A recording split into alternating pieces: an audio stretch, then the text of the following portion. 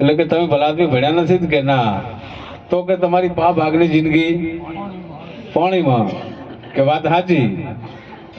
વળી થોડા આગળ જા અને વળી પાછું ભાઈને થોડી ઈચ્છા થઈ કે તમારે ઘર છે? એટલે કે મારે ઘર બીજું છે નહીં, આ જે કંઈ ઘણું નાવડું રહ્યું છે. કે તમારે તો ઘર ના હોય તો અડધી જિંદગી તમારી પાણીમાં. કે વાત સાચી. પેલો કબૂલતો હતો પાછો કે વાત સાચી છે. વળે પાછા આગળ ગયા અને વળે પૂછ્યું કે તમે લગ્ન કરેલા છે?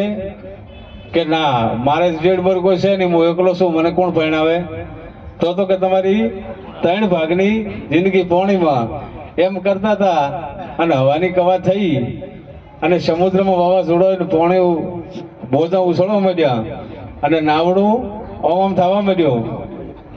એટલે શેઠે પછી કીધું કે હવે શું થશે?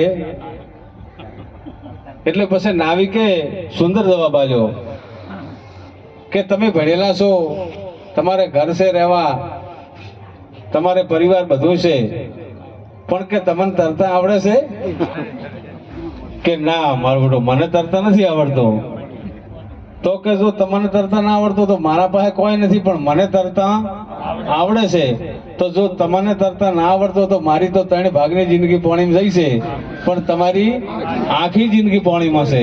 કારણ કે આપણે બધું મેળવ્યું, બધું જ સર કર્યું, દરેક શાસ્ત્રો વાંચી નાખ્યા, બધા દેવોને ઓળખ્યા, પણ જ્યાં સુધી હું કોણ છું? હમણાં કીધું હતું કે જંત્રીનો વગાડનાર કોણ છે?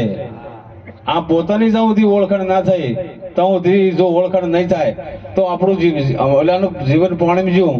એમ કહેવાનો અર્થ મારો એ છે કે જીવન પાણીમાં છે. આટલું બોલી મારી વાણીને વિરામ આપું. સદગુરુ ભગવાન કી જય.